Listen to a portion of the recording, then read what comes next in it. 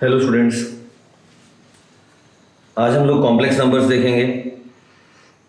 Complex numbers में भी अपन बहुत ज़्यादा थ्योरी ना करके प्रॉब्लम्स के थ्रू ही थ्योरी को देखने की कोशिश करेंगे। कॉम्प्लेक्स नंबर भी एक इम्पॉर्टेंट चैप्टर है, काफ़ी कुछ सिमिलरिटी वेक्टर्स की तरह भी है। और इस साल जनवरी में जो जेईई मेन हुआ उसमें भी ये देखा गया कि हर पेपर में एक क्वेश्चन था, तो एक क्वेश्चन इसमें से आता है। और जेईई मेन में तो एक क्वेश्चन आता ही है, मगर एडवांस के पॉइंट ऑफ व्यू भी इम्पोर्टेंट होता है। एक क्वेश्चन आने के बावजूद इस चैप्टर की इम्पोर्टेंस ये है कि उसको कई लोग नहीं बना पाते हैं। कई लोग हो सकता है 5 मिनट में बनाएंगे, तो कुछ लोग देखते ही आंसर कर सकते हैं। तो ये सिर्फ आपको एक सही प्रॉब्लम देता ऐसा नहीं है, मगर उसके साथ में आप इसको इवन जल्दी करके बाकियों से एडवांटेज भी ले सकते हैं, मतलब by doing it in lesser time. मैं बहुत ज़्यादा इसकी थ्योरी तो नहीं बताता, but will come on its application. उसके पहले थोड़ी बहुत बातें आप कॉम्प्लेक्स नंबर्स के बारे में जो आपका जानना ज़रूरी है कि जैसे z हम कभी भी a प्लस आई बी लेते हैं तो z बार a माइनस आई बी होता है। तो a को मतलब रियल पार्ट ऑफ z को आप ज़रूरत पड़े तो z plus z bar by 2 ले सकते हैं, जोड़ेंगे तो। ऐसे जो b है जो कि इमेजिनरी पार्ट ऑफ z होता है, ये दिस माइनस दिस मतलब z minus z bar by 2i बोला जा सकता है। तो real part imaginary part of complex numbers इस तरीके से हम लेते हैं। आर्गेंट प्लेन पे अगर कोई complex number z a plus i b है तो segment OP represents complex number z, जहाँ पे OP का एंगल जो रियल एक्सिस से होता है वो उसका आर्गुमेंट होता है, और जो इसका लेंथ होता है, मतलब जैसे अगर ये a है ये b है तो जो लेंथ है OP that is it's modulus. तो मॉड ऑफ z एक्चुअली उस सेगमेंट का लेंथ होता है जो सेगमेंट z को रिप्रेजेंट कर रहा होता है। It is root a square plus b square by Pythagoras theorem. और ये एंगल जो थीटा है यही उस कॉम्प्लेक्स नंबर का आर्गुमेंट होता है, और थीटा की वैल्यू माइनस पाई से पाई के बीच में होती है। तो माइनस पाई टू पाई के बीच में थीटा होना is called as principal argument. उसको प्रिंसिपल आर्गुमेंट बोला जाता है। जो थीटा का interval minus pi to pi है उसको प्रिंसिपल आर्गुमेंट बोला जाता है। इससे जुड़ी एक बात और है जो काफ़ी काम में आती है, आपको पता होना चाहिए। On the argand plane if OA represents complex number Z1, OB represents complex number Z2। जैसे कि मैंने बताया एक सेगमेंट रिप्रेजेंट करता है कॉम्प्लेक्स नंबर को, and if you complete this parallelogram so this OC represents Z1 plus Z2। तो यहाँ पे जो OC का लेंथ है ये mod of Z1 plus Z2 होगा। ऐसे ही हम कह सकते हैं कि जो सेगमेंट AB है, AB in this diagram AB represents बाद वाला माइनस पहले वाला। AB रिप्रेजेंट्स बाद वाला माइनस पहले वाला। अगर हमने BA बोला होता तो BA रिप्रेजेंट किया जाता Z1 माइनस Z2 से। तो अगर AB है Z2 माइनस Z1 तो उस सेगमेंट का लेंथ भी क्या होगा वो हम पता कर सकते हैं। तो AB को बोला जा सकता है mod of Z2 minus Z1, that will be same as mod of Z1 minus Z2। तो ये जो सिग्निफिकेंस है, अगर एक पॉइंट को दूसरे पॉइंट से जोड़ते हैं तो जो वेक्टर AB है वो Z2 माइनस Z1 को रिप्रेजेंट करेगा, और जो वेक्टर BA होगा वो Z1 माइनस Z2 को रिप्रेजेंट कर रहा होगा। तो ये इस पैरेललोग्राम लॉ के बारे में बात याद रखना, it is same as parallelogram law in vector addition. तो बिल्कुल वेक्टर्स की तरह ही यहाँ पे भी होता है, नथिंग न्यू इन इट। इसके बाद जो अगला रूल है जो कॉम्प्लेक्स नंबर्स में हमें काफ़ी काम में आता है, दैट इज कोनी मेथड, और we can call it rotation formula. Rotation formula को आप ऐसे समझ सकते हैं that if this is a z1 b z2 c z3 and if this angle is theta, suppose this angle ABC is theta in this triangle, तो rotation formula अगर मैं B के अबाउट लगाता हूँ, मतलब रोटेशन फॉर्मूला अगर मैं Z2 के अबाउट लगाता हूँ, तो एंटी क्लॉकवाइज इस एंगल को स्वीप करना पड़ेगा। जो सेगमेंट बाद में आया वो ऊपर जाएगा, तो सेगमेंट बाद में कौन सा आया? BC आया, बाद में BC आया। BC का मतलब Z3 माइनस Z2 का आर्गुमेंट माइनस पहले कौन सा आया था? BA का आर्गुमेंट। तो BA क्या होता है? BA होता है अगेन बाद वाला माइनस पहले वाला, मतलब Z1 minus Z2 that is theta. क्योंकि आप देखिए ये जो एंगल है ये है एंगल अल्फा, अल्फा मतलब BC का आर्गुमेंट, मतलब BC का हॉरिजॉन्टल से एंगल अल्फा। ऐसे ही BA का हॉरिजॉन्टल से एंगल जो ये वाला है इट इज सपोज बीटा। तो अगर ये है अल्फा और ये है बीटा, तो आप देख सकते हैं यहाँ पे अल्फा माइनस बीटा ही एक्चुअली वो एंगल थीटा होगा। तो इस वजह से argument of Z3 minus Z2 by Z1 minus Z2 को थीटा लिखते हैं। अब ये हम पहले भी जानते हैं कि अगर argument of a complex number is alpha, तो इस कॉम्प्लेक्स नंबर को हम मॉड ऑफ z e की पावर i अल्फा भी लिख सकते हैं। सो इन द सेम वे अगर इस कॉम्प्लेक्स नंबर का आर्गुमेंट थीटा है तो that complex number will be its modulus, उसी कॉम्प्लेक्स नंबर का modulus e raise to power i theta. तो Z3 minus Z2 by Z1 minus Z2 will be mod of Z3 minus Z2 क्या हुआ? ठीक है, Z3 Z2 के बीच का distance मतलब इट इज BC अपॉन नीचे mod of Z1 minus Z2 मतलब it is what? BA into e की पावर i थीटा। ये कहा जा सकता है, ठीक है। सो बाद वाला सेगमेंट अपॉन पहले वाला सेगमेंट इक्वल टू बाद वाले की लेंथ बाई पहले वाले की लेंथ इनटू e की पावर जो भी एंगल अपन ने स्वीप किया। तो दो फॉर्म्स होते हैं रोटेशन फॉर्मूला का, पहला, दूसरा। रोटेशन फॉर्मूला बोलिए या कोनी मेथड बोलिए, इसके दो तरीके होते हैं अप्लाई करने के, ऐसा बोला जा सकता है।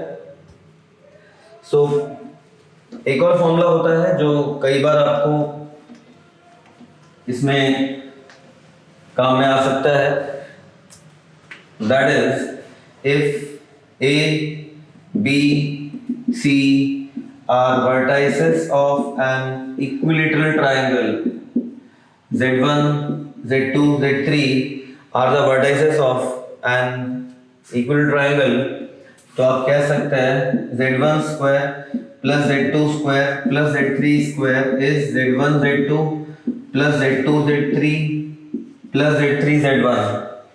So this holds when the triangle ABC is equilateral। तो अगर ट्राइंगल इक्विलेटरल है तो ऐसा बोला जा सकता है। अभी अपन इस पे कुछ प्रॉब्लम्स देखते हैं, तो फटाफट उसको कनेक्ट करने की कोशिश करिए कि किस थ्योरी पे बेस्ड है और कैसे किया जा सकता है। तो जैसे रूट्स ऑफ यूनिटी और ऐसी कई सारी चीज़ें इसमें और हैं जो हम एक एक थ्योरी करेंगे तो उसमें टाइम ज़्यादा होगा। उससे अच्छा ये है कि अपन प्रॉब्लम्स देखते हैं और प्रॉब्लम्स में जिस थ्योरी की ज़रूरत पड़ती जाएगी अपन उसको देखते जाएंगे। तो सबसे पहले इसको शुरू करो। So question number 4 on your screen, Z1 Z2 be roots of the equation z square plus az plus b, इसकी रूट है Z1 Z2, इस क्वाड्रेटिक इक्वेशन की रूट्स है Z1 Z2। Assume that origin Z1 Z2 forms an equilateral triangle, तो अगर हम ये assume कर रहे हैं कि origin Z1 Z2 forms an equilateral triangle, तो ए और बी में क्या रिलेशन होगा ये आपको पता करना है। तो origin Z1 Z2 forms equilateral triangle, मतलब इन दिस फॉर्मूला हम कह सकते हैं Z3 है वो 0 है, यहाँ पे Z3 0 है because Z1 Z2 origin forms an equilateral triangle, तो Z3 हो गया 0, ये 0 हो गया, तो Z1 square plus Z2 square is Z1 Z2 आएगा। ए स्क्वायर प्लस बी स्क्वायर को लिखा जा सकता है a प्लस बी का होल स्क्वायर माइनस 2ab, तो यहाँ पे माइनस 2Z1 Z2 उधर चला जाएगा तो 3Z1 Z2 हो गया। अब आपको पता है इस क्वाड्रेटिक की रूट्स का जो सम है, क्योंकि इसकी रूट Z1 Z2 है, तो रूट्स का सम हो जाएगा माइनस a और रूट्स का प्रोडक्ट हो जाएगा b, तो हम कह सकते हैं a स्क्वायर इज 3b। मतलब यहाँ पे बोला जा सकता है कि जो a स्क्वायर है वो 3b है। a और b में रिलेशन आपको यहाँ पे मालूम करना था, तो मैंने यही वाला फॉर्मूला यूज किया। मतलब triangle Z1 Z2 Z3 equilateral है तो ये फॉर्मूला होता है। Z3 यहाँ पे 0 है क्योंकि प्रॉब्लम में दिया था कि 0 Z1 Z2 forms equilateral triangle, Z3 को मैंने डाल दिया 0 तो ये आ गया। यहाँ पे a square plus b square को लिखा मैंने a प्लस b का होल स्क्वायर माइनस 2ab वहाँ गया तो प्लस 3ab हो गया। रूट्स का प्रोडक्ट, रूट्स का सम यहाँ पे डाला, a square equal to 3b मिलेगा।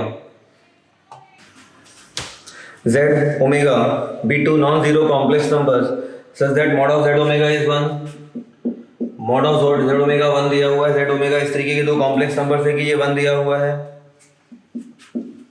Argument of z minus argument of omega is given to be pi by 2, ये भी आपको पता है। आपको z बार ओमेगा पता करना है,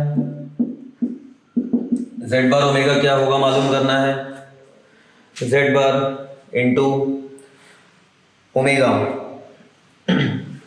1 माइनस 1 आई माइनस आई, इनमें से क्या होगा ये आपको पता करना है।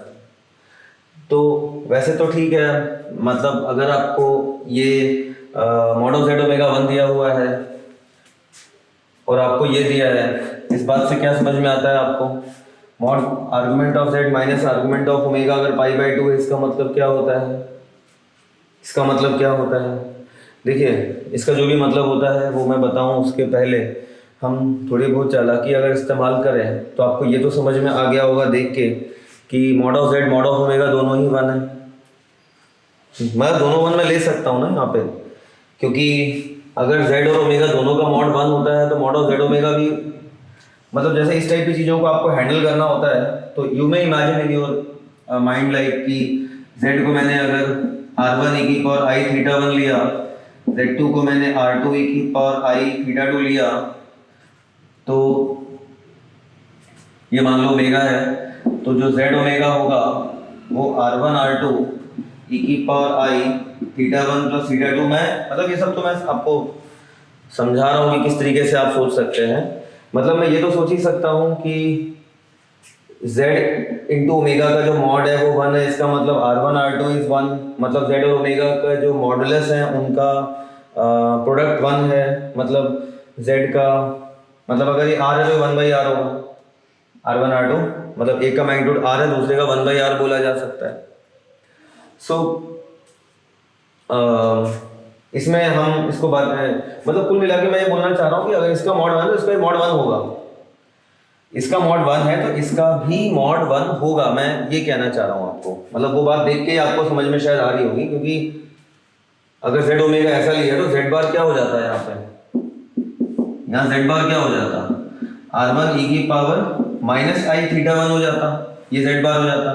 तो z बार इंटू ओमेगा करते तो देखिए मैग्नीट्यूड तो सेम मिलता ना, r1 into r2, z into omega का जो मैग्नीट्यूड है r1 into r2, z bar into omega, z bar into omega का भी मैग्नीट्यूड वही होगा r1 into r2।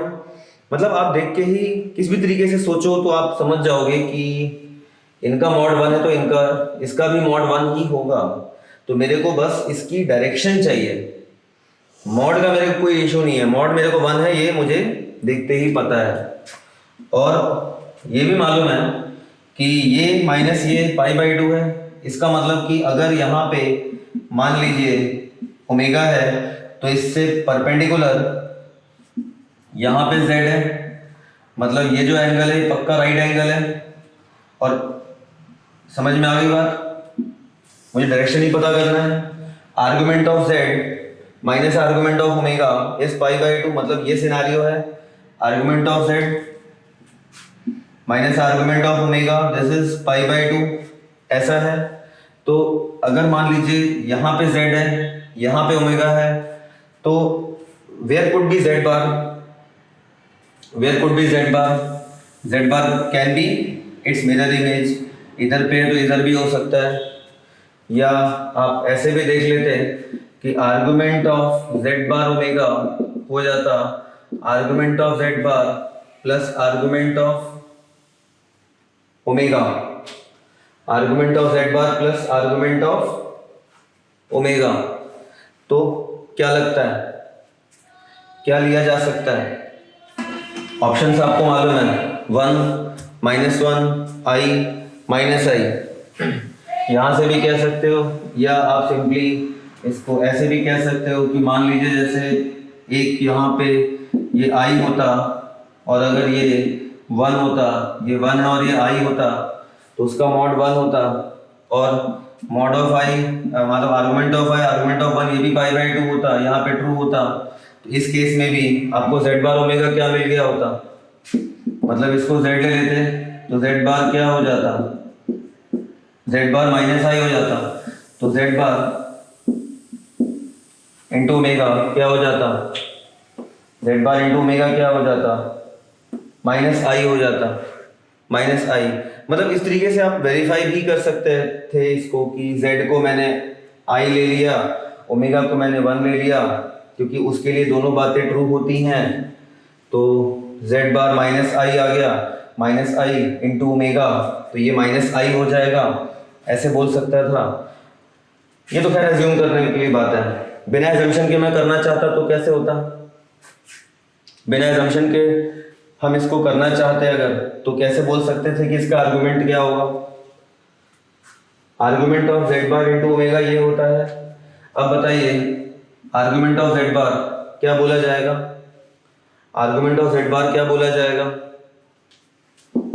Argument of z बार आपको याद है ना कि अगर यहाँ पे z होता है तो यहाँ पे z बार होता है, तो आर्गुमेंट ऑफ z थीटा होता है, तो argument of z bar minus theta होता है। तो this can be minus argument of z plus argument of omega, ये बोला जा सकता है। अब argument of z minus argument of omega pi by 2 होता है, तो ये क्या मिलेगा, माइनस पाई बाई 2 मिलेगा। तो इसका आर्गुमेंट क्या आया, माइनस पाई बाई 2 आया। अगर किसी कॉम्प्लेक्स नंबर का मैग्नीट्यूड 1 है, आर्गुमेंट माइनस पाई बाई 2 है, तो क्या वो माइनस आई ही नहीं होगा? मतलब उसका मैग्नीट्यूड 1 है और आर्गुमेंट माइनस पाई बाई 2 है, माइनस पाई बाई 2 मतलब यहाँ से नीचे जाओगे इधर, तो of course that will be minus I. तो मैथमेटिकली भी हम इस तरीके से बोल सकते थे, या इसके पहले जो हमने बोला वो तो z को i और ओमेगा को 1 लेके भी मैंने आंसर पहचान लिया था। तो कैसे भी आप इसको बोल सकते हैं।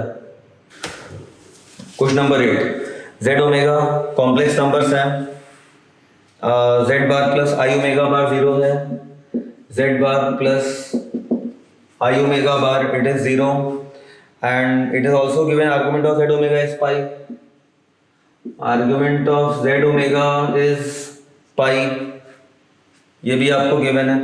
argument of z पता करना है, argument of z आपको मालूम करना है, pi by 4, pi by 2, 3 pi by 4, 5 pi by 4, इनमें से क्या होगा पता करना, argument of z। किंजल खरे कुछ कहना चाहते हो? हैंड रेज है तुम्हारा,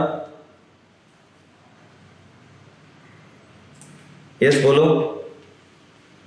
सो लास्ट वाले क्वेश्चन में उसको z को डायरेक्ट i ओमेगा लिख के फिर z बार को माइनस i ओमेगा करके वैसे भी तो ले सकते थे ना, क्योंकि वो 90 डिग्री उनमें एंगल है। हाँ कर सकते हैं, कर सकते हैं। मतलब argument of z minus argument of pi by 2 है, तो argument of z by omega pi by 2 है, तो आप z बाई आई को ऑफकोर्स के आई टाइप का कुछ ले सकते थे क्योंकि आर्गुमेंट उसका पाई बाई टू है। z बार प्लस आई ओमेगा बार 0 है, आर्गुमेंट ऑफ z ओमेगा पाई है, आर्गुमेंट ऑफ z का आपको ज़रूरत है। यहाँ से क्या समझ में आया, argument of z plus argument of omega it is pi, मतलब एक का एंगल अगर थीटा है तो दूसरे का पाई माइनस थीटा है, एक का थीटा है दूसरे का पाई माइनस थीटा है, ये अपने को पता है। और इससे क्या समझ में आता है आपको, इससे ये समझ में आता है कि अगर z बार प्लस आई ओमेगा बार 0 है तो z माइनस आई ओमेगा भी 0 है। इसका मतलब z इज आई ओमेगा, इसका मतलब z is i omega. What do mean by z equal to i omega. अब आपको रोटेशन फॉर्मूला के तरफ से अगर आप याद करें तो कोई भी कॉम्प्लेक्स नंबर में अगर आप आई मल्टीप्लाई करते हो तो वो ओरिजिन के about anti clock right angle से घूम जाता है। मतलब अगर मैं ऐसा देखता हूँ कि OA सपोज ओमेगा को रिप्रेजेंट करता है, OA अगर ओमेगा को रिप्रेजेंट करता है तो आई ओमेगा किधर होगा, इसमें आई मल्टीप्लाई कर देने पे एंटी क्लॉकवाइज राइट एंगल घूम जाता है, मतलब दोनों लेंथ भी सेम होती है और ये राइट एंगल होता है। मतलब OA को एंटी क्लॉकवाइज पाई बाई 2 घुमा दोगे तो ये आई ओमेगा बन जाएगा और यही यहाँ पे Z दिया हुआ है, तो ये ओमेगा है तो आई ओमेगा है। अब एक और बात ये है कि अगर ये एंगल अल्फा है, ये वाला एंगल मान लीजिए अल्फा है, तो where is this actually, where is Z, where is Z, Z किधर होना पड़ेगा, पाई माइनस अल्फा। इसका मतलब ये हो गया कि जो Z का मतलब इसका जो आर्गुमेंट है ये वाला इट इज, मतलब it should be pi minus alpha. तो इतनी बातों को देख करके तो आपको ये समझ में आया कि pi minus alpha is nothing but pi by 2। इसको देख के तो मुझे यही समझ में आता है कि ये पाई माइनस अल्फा में से अल्फा अगर सब्ट्रैक्ट करता हूँ this should B pi by 2। So I can say that 2 alpha is pi minus pi by 2। So alpha can be pi by 4, alpha can be pi by 4। तो if alpha मतलब argument of omega is pi by 4, so what can be the argument of Z? It is pi minus pi by 4, that is 3 pi by 4। मतलब diagram से मैंने ये किया कि omega में आई multiply करने मेरे को पता राइट एंगल घूम जाता है, तो इसलिए मुझे समझ में आ गया कि यही Z है। बट यहाँ से तो मेरे को ये पता था कि अगर ओमेगा का एंगल अल्फा है तो Z का ओमेगा तो एंगल तो पाई माइनस अल्फा हो जाएगा। दैट मीन्स ये जो एंगल था pi minus alpha that should be pi by 2। तो मुझे यहाँ से अल्फा आ गया, मतलब आर्गुमेंट ऑफ ओमेगा आ गया, तो आर्गुमेंट ऑफ Z भी आ जाएगा यहाँ से इस फॉर्मूले से। और जो आपसे पूछा गया था आर्गुमेंट ऑफ Z, तो कई सारे तरीकों में इस टाइप के प्रॉब्लम्स आप कर सकते हो, बट जितना हो सके आप डायग्राम यूज़ करेंगे तो काफ़ी जल्दी होता है। जैसे अभी भी मैंने बहुत सारी बातें बोर्ड पे इसलिए लिखी हैं बिकॉज वो मुझे आपको बताना है, अदरवाइज आप सिर्फ मन में सोचते हैं तो you will find that the solutions are very very short as compare to हम जो भी यहाँ पे कर रहे हैं। सी नंबर 11, क्वेश्चन नंबर 11 में x minus 1 whole cube plus 8 it is 0। आपको इसके रूट्स चाहिए। If 1 omega omega square are cube roots of unity, तो आपको ये मालूम है कि यूनिटी का क्यूब रूट अगर x है तो x can be 1 omega omega square, ये अपने को मालूम होता है। तो यहाँ पे x माइनस 1 का क्यूब माइनस 8 होगा, x minus 1 will be minus 8 का पावर 1/3, तो x minus 1 can be minus 2 into cube root of unity. Minus 8 की पावर 1/3 को मैंने लिखा माइनस 2 बाहर into cube root of unity, ये लिखा जा सकता है। और x माइनस 1 हो जाएगा -2, इसकी रूट्स क्या है 1 omega omega square -2 omega square. So x can be 1 को वहाँ भेज देंगे तो 1 - 2 -1 2 ओमेगा एंड 1 - 2 ओमेगा स्क्वायर। 1 को उधर भेज देंगे तो x की ये 3 रूट्स हो जाएंगी। तो इस तरीके से भी इसके सॉल्यूशंस बोले जा सकते हैं। तो क्यूब रूट्स ऑफ यूनिटी का ऐसा भी यूज़ होता है। तो this is also an important problem. Question number 12 में Z1 Z2 be the two non-zero complex numbers such that mod of Z1 plus Z2 is mod Z1 plus mod Z2।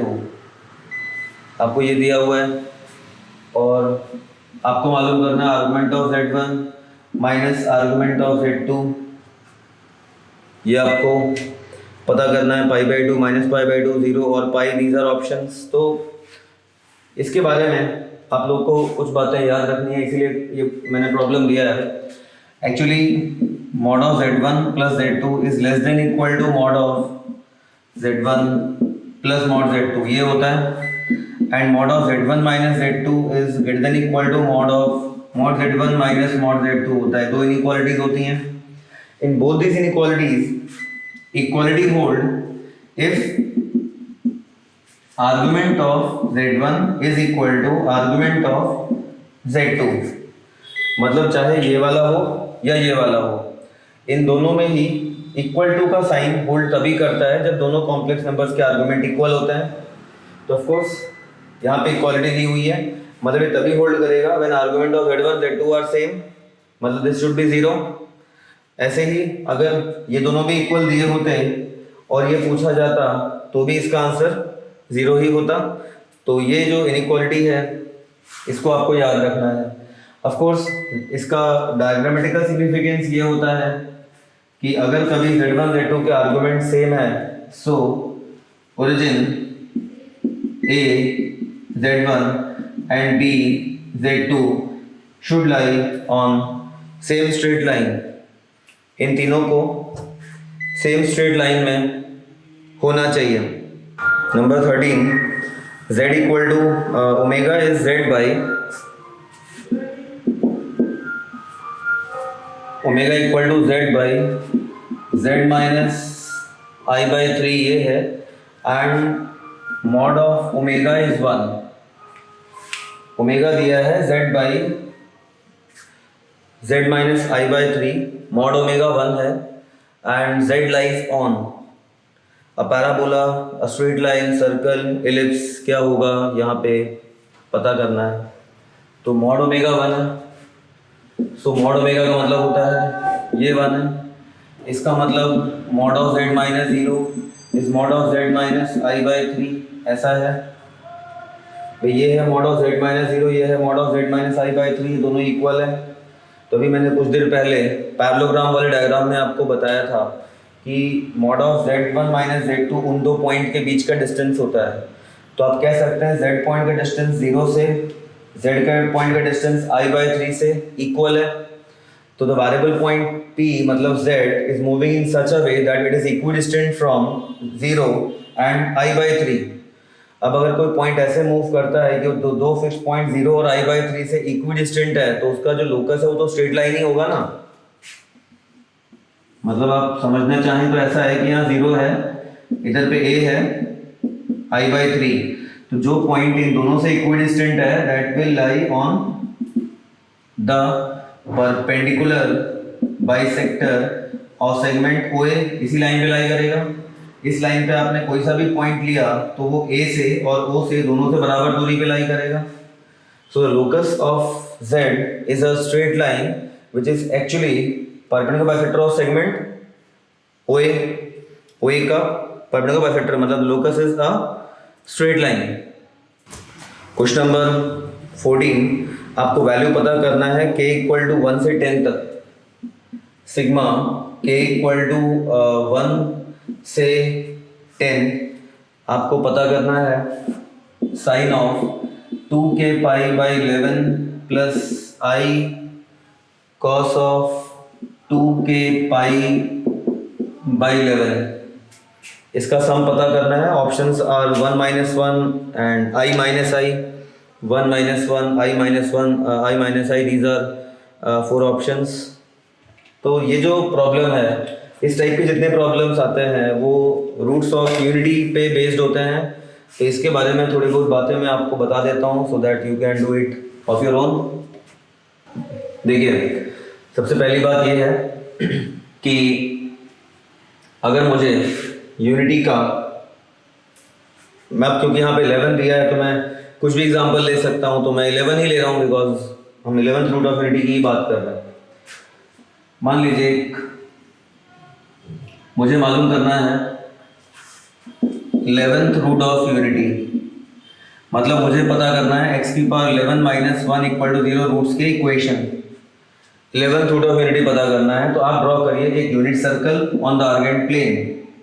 So this is imaginary axis, it is real axis. तो यहाँ पे जो एक root है वो तो हमेशा यही वाली होगी, ये मतलब 1।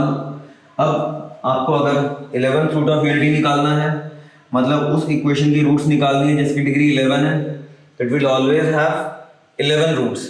याद रखिए, मैं जो भी बातें बता रहा हूँ वो cube root of unity, 4th root of unity, 5th root of unity, 11th root of unity और nth रूट ऑफ यूनिटी सभी के लिए बात एप्लीकेबल होगी। 11th का एग्जाम्पल लेके बता रहा हूँ। एक रूट हमेशा 1 होगी। अब यहाँ से यहाँ तक कितना एंगल हो गया? 2 pi. Total number of roots will be how much? 11। इसका मतलब यहाँ से यहाँ जो 2 पाई एंगल है उसके 11 बराबर हिस्से करने पड़ेंगे, 11 बराबर हिस्से। तो हर पार्ट कितना बड़ा होगा? 2 पाई बाई 11। हर पार्ट कितना बड़ा होगा? 2 pi by 11। Her part 2 pi by 11 का होगा। ऐसे ऐसे कितने होंगे? 1 2 3 4 5 6 7 8 9 10 11 होंगे। 11 रूट्स मिलनी है इंक्लूडिंग 1। अब याद रखिए, जब भी आप ऐसा डायग्राम ड्रॉ करते हो तो हर एक लाइन जो ऊपर है उसका मिरर इमेज भी नीचे भी एक लाइन होता है, क्योंकि अगर इसकी कोई रूट कॉम्प्लेक्स नंबर z है तो z बार भी इसकी रूट होगा, क्योंकि अगर किसी पॉलिनोमियल इक्वेशन के सारे क्वेश्चंस रियल होते हैं, रूट होती है कॉम्प्लेक्स, तो those complex roots occur in conjugate pairs. मतलब ऊपर वाली हर एक लाइन का मिरर इमेज नीचे भी जरूर मौजूद होगा। इस बात की यहाँ पे कोई जरूरत तो नहीं है, मगर it may be useful for some other problem. 2 pi by 11, 2 pi by 11, सारे एंगल 2 पाई बाई 11। तो आप कह सकते हैं 1 2 3 4 5 6 7 8 9 10 11। These 11 complex numbers will be root of this equation, and of course those will be the 11th roots of unity। जैसे ये वाली कौन सी रूट है? सबका लेंथ तो 1 है। सभी को लिखने के लिए I am going to use r e की power i theta. Of course r यहाँ पे क्या है? सब में 1 है। सो दिस इज e की पावर i 2 पाई बाई 11। दूसरा वाला e की पावर i 4 पाई बाई 11। तीसरा वाला e की पावर i 2 3 जा 6 पाई बाई 11, so on। तो in this case in general I can say cos 2 pi r by 11 I sin 2 pi r by 11। ये जो कॉम्प्लेक्स नंबर है, r को मैं यहाँ पे 0 डालूंगा तो मुझे 1 मिलेगा, r को मैं यहाँ 1 डालूंगा तो ये वाला मिलेगा, 2 पे ये वाला मिलेगा, 3 पे 4 पे 5 पे 6 पे। मतलब in this expression I can take r as 0 to 10, 1 to 11, 2 to 12, 3 to 13। मतलब आप यहाँ पे r को ले सकते हैं कोई भी 11 कॉन्सिक्यूटिव इंटीजर्स। r को 0 से 10 बोल दो, 1 से 11 बोल दो, इवन आप इसको -1 से 9 बोल दो, आप -2 से 8 बोल दो। You can take any 11 consecutive integers as r। तो आपको ये 11 कॉम्प्लेक्स नंबर्स मिलेंगे r की 11 consecutive इंटीग्रल वैल्यू के लिए, and those 11 complex numbers will be nothing but 11 roots of unity. और आपको दिख सकता है कि इस इक्वेशन की सभी रूट्स का जो सम होगा वो तो 1 ही रहेगा, सम 1 रहेगा। प्रोडक्ट होता है 1 अगर ये ऑड है, प्रोडक्ट होता है -1 अगर इवन है। मतलब 12th रूट ऑफ यूनिटी है तो प्रोडक्ट -1 होगा, 11th रूट ऑफ यूनिटी है तो प्रोडक्ट 1 होगा। मतलब जो n है यहाँ पे 11 जो दिख रहा है, अगर वो ऑड हुआ तो प्रोडक्ट 1 होगा, इवन हुआ तो -1 होगा। जैसे 100th रूट ऑफ यूनिटी का जो प्रोडक्ट है वो -1 होगा, मगर 99th रूट ऑफ यूनिटी में 99 रूट्स को मल्टीप्लाई करोगे तो आपको 1 मिलेगा। ठीक है। सो अब इन बातों से मैं ये कह सकता हूं कि इन सभी रूट्स का सम cos 2 pi r by 11 plus I sin 2 pi r by 11, this sum will be 0 for r equal to यहाँ पे r कोई भी 11 कॉन्सेक्यूटिव इंटीजर डाल दीजिए, कोई भी 11 का मतलब 0 से 10 डाल दो, 1 से 11 डाल दो, 2 से 12 डाल दो, -1 से 9 डाल दो, r कहीं से कहीं भी डाल दो। Just the requirement is it should be consecutive 11 integer. ठीक है। याद रखिए, कभी भी अगर a प्लस आई बी का मतलब मान लीजिए ऐसे 11 कॉम्प्लेक्स नंबर्स हैं, उन 11 कॉम्प्लेक्स नंबर्स का सम अगर 0 हो रहा है, इसका मतलब होता है कि उनके रियल पार्ट्स का सम भी 0 अलग से है, इमेजिनरी पार्ट का सम भी 0 अलग से है, क्योंकि कभी भी रियल इमेजिनरी को इमेजिनरी रियल को कैंसिल नहीं करता। तो मतलब मैं यहाँ से कह सकता हूँ कि सम of cos 2 pi r by 11 is 0, also sum of sin 2 pi r by 11 is 0, r can be 0 to 10, r can be 0 to 10। of course मैंने 0 to 10 तो बस सिंबॉलिक ले रहा हूँ, but it can be any 11 consecutive integer. मतलब ना सिर्फ इनका सम 0 होता है, मगर रियल पार्ट का सम भी अलग से 0 होता है, इमेजिनरी पार्ट्स का भी सम अलग से 0 होता है। इसीलिए यहाँ पे कोई फर्क नहीं पड़ता इस प्रॉब्लम में कि आई आप कॉस में लगा है कि साइन में लगा हुआ है, आई कहीं भी लगाओ, इससे कोई फर्क नहीं पड़ेगा, क्योंकि इसका सम अलग से 0 होता है, इसका सम अलग से 0 होता है। तो इसीलिए आई कहाँ मल्टीप्लाई किया गया है, इस बात से कुछ भी नहीं होता है। तो अब इस प्रॉब्लम पे मैं आता हूँ। ये है sigma sine of 2k pi by 11 k equal to 1 से 10 plus i sigma cos 2k pi by 11 k equal to 1 से 10। तो आप समझ सकते हैं कि मैं अगर यहाँ पे r को 0 डालता तो साइन 0 तो वैसे भी 0 होता है, तो 0 से 10 बोलूँ या 1 से 11 बोलूँ, सॉरी 1 से 10 बोलूँ, इसमें कोई अंतर ही नहीं है, क्योंकि 0 डालने पे तो वैसे भी साइन 0 0 ही होता है। तो 0 से 10 इज एज गुड एज 1 से 10, तो ये तो 0 है ही, इसका मतलब यहाँ तो कोई दिक्कत ही नहीं है, ये तो 0 होता ही है। तो जो इसका पहला वाला पार्ट है ये तो समेशन 0 ही है, मतलब खाली ये वाला बचा अभी ये। इसके बारे में क्या जानते हो? आपको मालूम है कि ये 0 है। अभी मैंने r को यहाँ 0 डाला तो cos 0 will be 1 plus sigma cos 2 pi r by 11, ये भी सम 0 होगा r इक्वल टू 1 से 10 तक के लिए। r को 0 डाल के मैंने अलग कर लिया, 1 से 10 बचा, ये लिखा। आपको इसका सम पता करना था, व्हाट इज दिस, -1, तो ये हो जाएगा i into -1, i into -1, so that is -i। अगर x1 plus i y1, x2 plus i y2, x3 plus i y3, x4 plus i y4 का सम 0 होता है कभी भी। अगर मान लीजिए 4 कॉम्प्लेक्स नंबर्स है, उन चारों कॉम्प्लेक्स नंबर्स का सम अगर 0 होता है, इसका मतलब होता है 0 प्लस 0i। इसका सम 0 है, मतलब the some is 0 plus 0i। तो ऐसा तो है नहीं कि जोड़ने पे 0 आ रहा है, मतलब रियल इमेजिनरी से या इमेजिनरी रियल से कट रहा होगा। भाई सीधी सी बात है, ये 0 तभी हुआ होगा जब रियल पार्ट आपस में 0 हुए होंगे और इमेजिनरी पार्ट्स आपस में 0 हुए होंगे। सो x1 plus x2 plus x3 plus x4 this is 0, y1 plus y2 plus y3 plus y4 is also 0। मतलब अगर 4 कॉम्प्लेक्स नंबर्स का सम 0 है तो उनके इमेजिनरी पार्ट्स का भी सम 0 है और कॉम्प्लेक्स पार्ट्स का भी सम 0 है। In the question 16, mod of z plus 4 is less than equal to, 3 आपको ये दिया है मॉड ऑफ z प्लस 1 का maximum value, mod of z plus 1 का मैक्सिमम वैल्यू पता करना है। तो इनइक्वालिटीज ना यूज़ करके मैं ऐसे प्रॉब्लम में जितना हो सके डायग्राम्स और आर्गेन प्लेन ही यूज़ करता हूँ। आपको ये दिया है और इसकी मैक्सिमम वैल्यू पता करनी है, बट मैं आपको दोनों बातें बता रहा हूँ कि मैक्सिमम वैल्यू और मिनिमम वैल्यू दोनों कैसे निकाला जा सकता है। सबसे पहली बात यह है कि mod of z plus 4 equal to 3 का भी दिया जाता है, तो इसका मतलब this is a circle having centre at -4 radius 3, centre -4 and radius 3। तो ये एक सर्कल है जिसका सेंटर -4 रेडियस 3 है।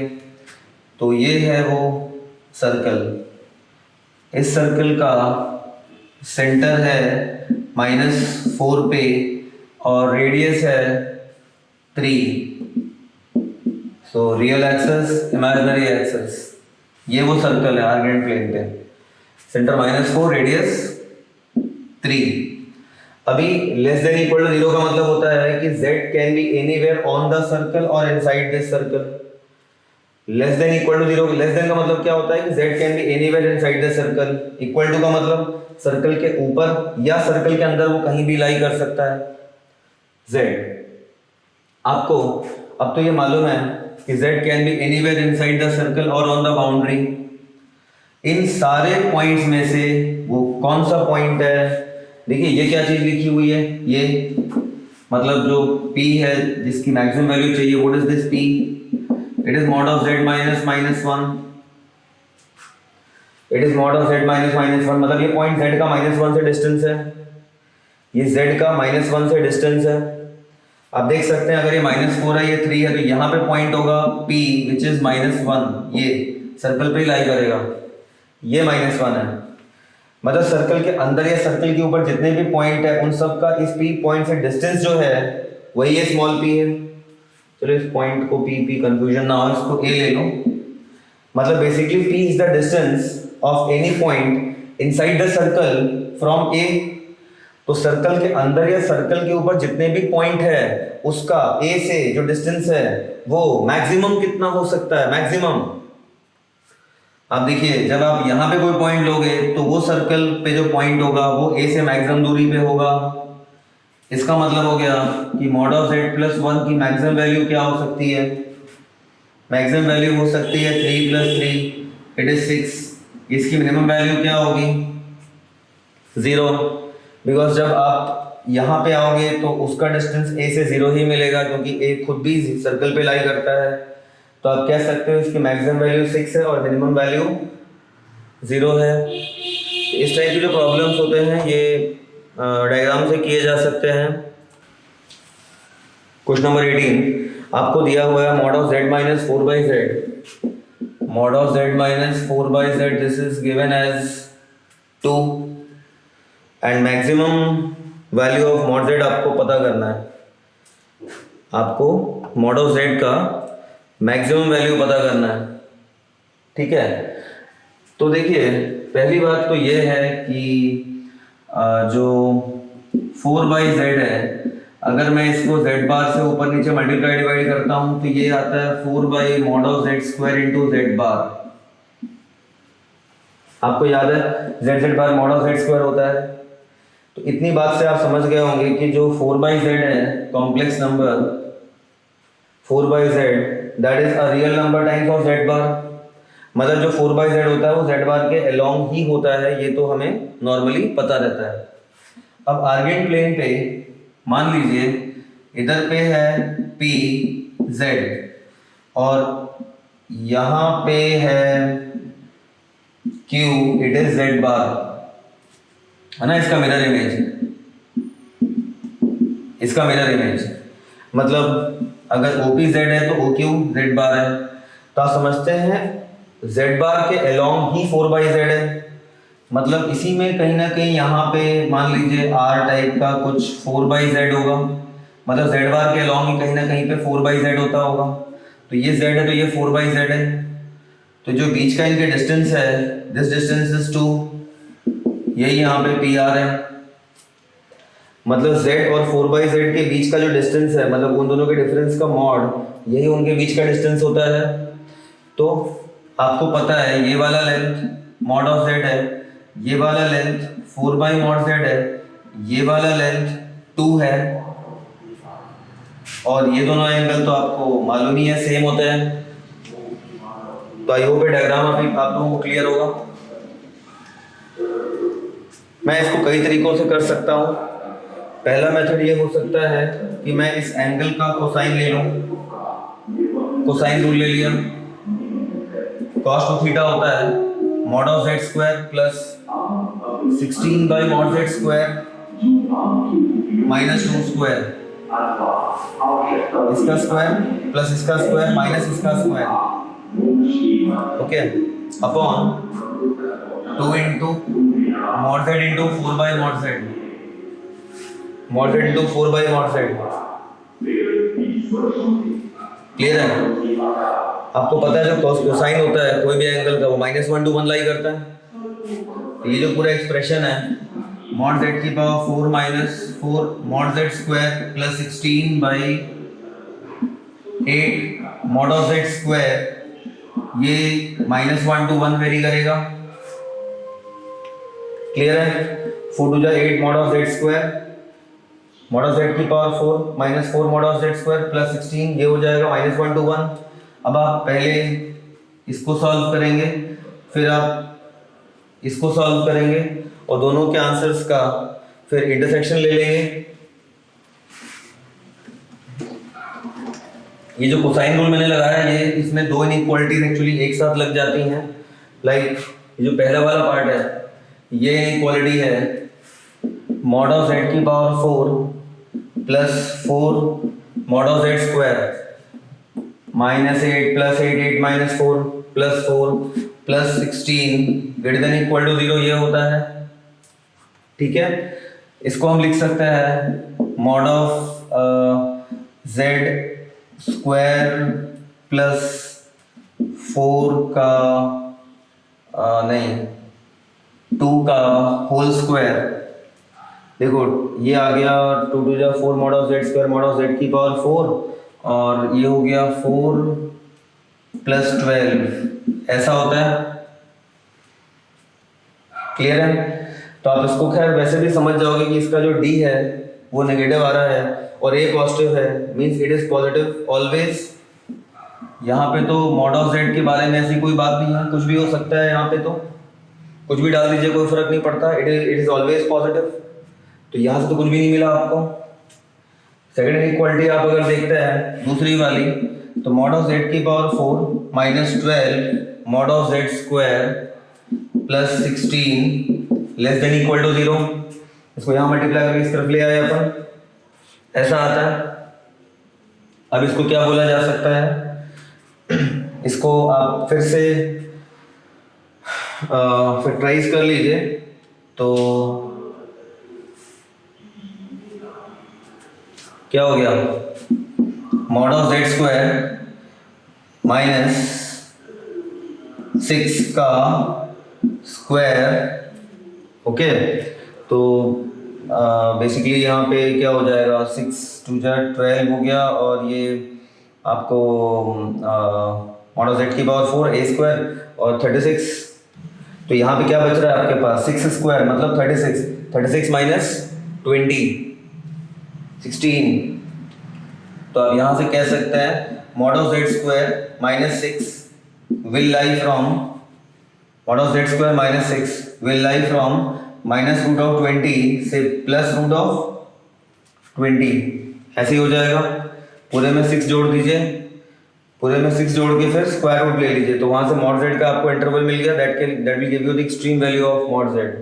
मतलब कुल मिला के यहाँ से मॉड जेड का इंटरवल आ जाएगा और मॉड जेड का इंटरवल मिलने के साथ इसके साथ इंटरसेक्शन ले लोगे, मगर तो वैसे भी आर आ रहा है, यहाँ पे तो सभी कुछ है, तो इन दोनों में कॉमन वही होगा जो आंसर यहाँ पे आने वाला है। तो यहाँ से आपको मॉड जेड का मिनिमम मैक्सिमम वैल्यू मिल जाएगा। तो ये जो कोसाइन रूल का जो यूज़ है ये आप लोगों को ध्यान रखना है। तो अभी मैंने आज जेईई मेन से जुड़े कुछ प्रॉब्लम्स कराए हैं, कल भी हम इस पे प्रॉब्लम्स करेंगे, मतलब अगली क्लास में। तो अगली क्लास में कुछ इसके जेईई एडवांस के प्रॉब्लम्स देखेंगे और मेंस में थोड़े बहुत एप्लीकेशंस और हैं वो भी करेंगे।